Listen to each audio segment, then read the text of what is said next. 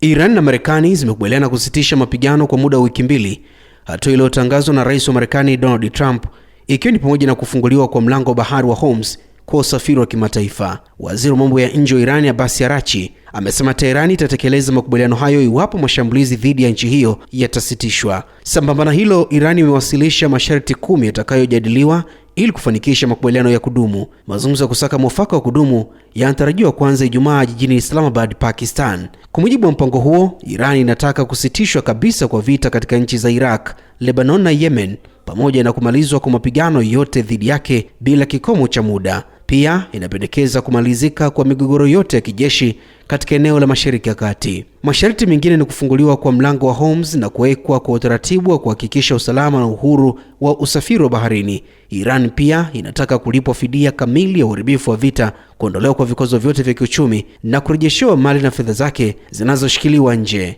Aidha, Tehran imeahidi kutojihusisha na umiliki wa silaha za nyuklia, bali kurutubisha urani kwa matumizi ya kijamii, huku ikisisitiza kusitishwa mara moja kwa mapigano katika pande zote mara tu masharti hayo yatakapokubaliwa. Ingawa Rais wa Marekani Donald Trump amesema masharti hayo yanazungumzika, lakini upo wasiwasi wa yote kukubaliwa. Israel kwa mfano imekubaliana na hatua ya Marekani kusitisha vita kwa wiki mbili, lakini imekataa kuondoa vikosi vyake vya ardhini nchini Lebanon. Vilevile, licha ya tangazo la kusitisha vita, mashambulizi yameripotiwa kuendelea katika baadhi ya maeneo ya Mashariki ya Kati, jambo linaloibua mashaka kuhusu utekelezaji wa makubaliano hayo.